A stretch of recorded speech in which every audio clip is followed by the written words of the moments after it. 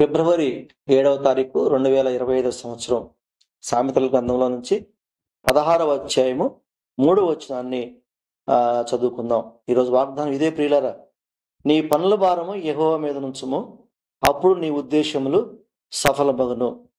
చాలా మంది అండి పనులు పెట్టుకుంటారు, చాలా సతమతం అయిపోతూ ఉంటారు. కొంతమంది చూస్తే అసలు చేసేది ఏమి ఉండదు, కానీ హడావుడి ఎక్కువైపోతూ ఉంటుంది. ఎందుకని వాళ్ళు చేసేవాళ్ళు కాదా, కష్టపడేవాళ్ళు కాదా అని అంటే అలా కాదు, కానీ వాళ్ళ మనసులో ఉన్న టెన్షన్ అండి, ఒత్తిడి వాళ్ళని ఏ పని చేయకుండా చేస్తుందండి. చాలా ఆలోచించాలి మనం. ఇది నిజంగా ఒక పని చేయాలనుకున్నప్పుడు ఒత్తిడి ఉంటే, మనసులో ఒత్తిడి ఉంటే ఏ పని చేయలేం. మనం మనసులో నెమ్మది కలిగి ఉన్నప్పుడే ఏ పని చేయగలుగుతాం. ఇది చాలా ప్రాముఖ్యమైనది. క్రైస్తవులైన మనకి ఒక పని పెట్టుకున్నప్పుడు సమాధానం చాలా అవసరం. సమాధానం లేకపోతే ఏ పని చేయలేం. దేవుని యొక్క వాక్యం సెలవిస్తుంది. అసలు మొట్టమొదటిగా మనం దేవుని బిడ్డలంగా ఏం చేయాలంటే, మన పనుల భారాన్ని దేవుడి మీద పెట్టాలండి, దేవుడి మీద ఉంచాలి. నీ పనుల భారము యెహోవా మీద ఉంచుము, అప్పుడు నీ ఉద్దేశం సఫలమవును. ఏ పనన్నా మొదలు పెట్టండి. మీరు పని మొదలు పెట్టినప్పుడు మొట్టమొదటిగా నీ పని ఏంటనేది నువ్వు ప్రభు సన్నిధిలో నీ మనసు ఇప్పి ప్రభుతో మాట్లాడాలి. అది అలవాటు చేసుకోవాలి. అది నీకు క్షేమం, అది నేర్చుకోవాలి. చాలా మంది చాలా సీక్రెట్గా పెట్టుకుంటారు. చివరికి ఎంత ప్రయత్నం చేసినా కానీ ఆ పని కానే కాదు. అసలు ఎప్పుడైతే సరే దేవునికి మరుగు చేయబడిన పనులు మన జీవితంలో ఏమి ఉండకూడదండి. ప్రతి పని కూడా దేవునికి తేటగా మనం చెప్పుకోవాలి. దేవుడు తెలుసు, కానీ మనం చెప్పాలి కదా, మనం ఆయన మీద భారం వేయాలి కదా. అందుకే దేవుని యొక్క వాక్యం సెలవిస్తుంది, నీ పనుల భారము యెహోవా మీద నుంచుము, అప్పుడు నీ ఉద్దేశాలు సఫలమవుతాయి. నువ్వు ఎప్పుడైతే దేవుని సన్నిధిలో నీ పనుల యొక్క విధానాన్ని నువ్వు వివరిస్తావో, ప్రభువు చెప్పుకుంటావో, అప్పుడు దేవుడు నీవు ప్రార్థన చేయగానే, నీ పనిని దేవుని సన్నిధిలో పెట్టంగానే ఆయన నీకు ఆలోచన విధానం నేర్పిస్తూ ఉంటాడు.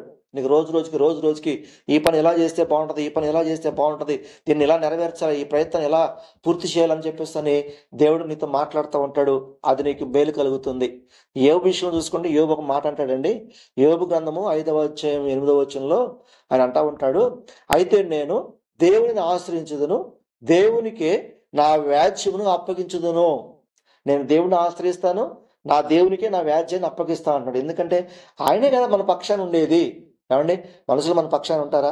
మనుషులు ఇచ్చిన హామీలు నెరవేరుస్తారా? మనుషులు చేస్తారన్న పనులు చేసి మాట మీద నిలబడతారా?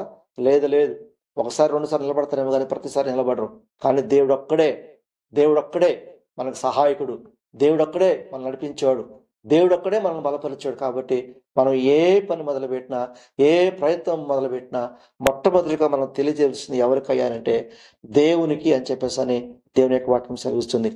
పేతురు అంటాడు, మొదటి పేతురు పత్రిక 5వ అధ్యాయము 7వ వచనంలో పేతురు గారు మాట్లాడుతూ ఉంటారు, ఆయన మిమ్మల్ని గురించి చింతించుచున్నాడు. ఏమంటే మన గురించి చింతించేది ఈ లోకంలో ఎవరో తెలుసా? ప్రభువైన యేసుక్రీస్తు ఒక్కరే. మన గురించి, మన పనుల గురించి, మన క్షేమం గురించి, మన కుటుంబం గురించి బాధపడేది, ఆలోచన చేసేది, మనకి ఏ మేలు చేయాలా, ఎలా చేయాలని ఆలోచించే ఒకే ఒక్క దేవుడు ఈ లోకంలో ప్రభువైన యేసుక్రీస్తు వారు. మన గురించి మనుషులు ఆలోచించరండి, పిల్లలు ఆలోచించరు, పెద్దలు ఆలోచించరు.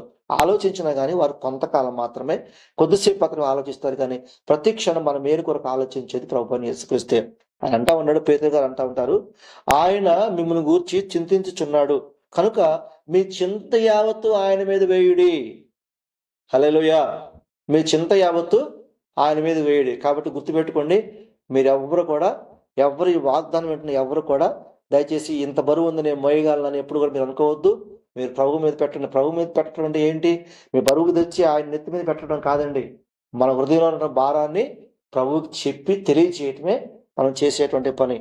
ఒక చిన్న ఉదాహరణ చెప్తానండి. ఒక ఆవిడంట పాపం బాగా అలసిపోయి నెత్తి మీద మూట పెట్టుకొని వెళ్తా ఉందంట. మిగిలిన వాళ్ళు ఒకళ్ళు వెనకాల కారు వేసుకుని వస్తున్నారంట.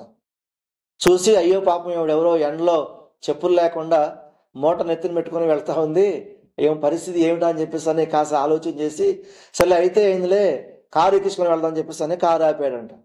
కారు ఆపిన తర్వాత డోర్ తీసి అమ్మ కారులో ఎక్కానంటే అప్పటికే ఆమె మొహమాట పడతాను, నేను రాలేండి అని అందంట. లేదమ్మా, ఎండ వేళ నువ్వు చాలా బాధపడుతున్నావు, మరి కారు ఎక్కి వస్తే నీకు ఎంత మేలు జరుగుతుంది పదా అని చెప్పేసి అని బలవంతం చేస్తే ఎక్కి కారు ఎక్కి కూర్చుందంట. అనుకుంటా ఉన్నాడంట ఆ పెద్ద మనిషి, ఈరోజు నేను ఒక మంచి పని చేశాను, మంచి ఎండవేళలో భారం మోసుకుంటూ వెళుతున్నటువంటి ఒక స్త్రీకి నేను సహాయం చేశానని చెప్పేసి మనసులో చాలా తృప్తిపడి ఆ ముఖం చూద్దాము, ఈ ముఖం ఎంత సంతోషంగా ఉందో, నేను చేసిన సహాయానికి మేలుకు అని చెప్పేసి అని వెనక తిరిగి చూసేసరికి ఆమె కారులో కూర్చుందంట, కానీ ఆమె నెత్తి మీద మూట మాత్రం కింద పెట్టలేదంట. ఆయనకు ఆశ్చర్యం కలిగిందంట. ఆ ముఖం ఇంకా బరువెక్కిపోయిందంట. ఏంటమ్మా ఇలా చేసామనంటే, అయ్యా నన్ను కూర్చోమన్నావు కానీ నా మూటని కారులో పెట్టమని చెప్పలేదుగా అందంట. అలా ఉంటారండి కొంతమంది. ప్రార్థనకు వస్తారు, వాక్యం చదువుతారు, అన్నీ చేస్తారు, కానీ ఓ నా పని మొదలు పెట్టుకున్నాను, ఇది దేవుడు చేస్తాడు, దేవునికి అప్పగించుకుందాం దీన్ని మాత్రం ఆలోచన చేయరు.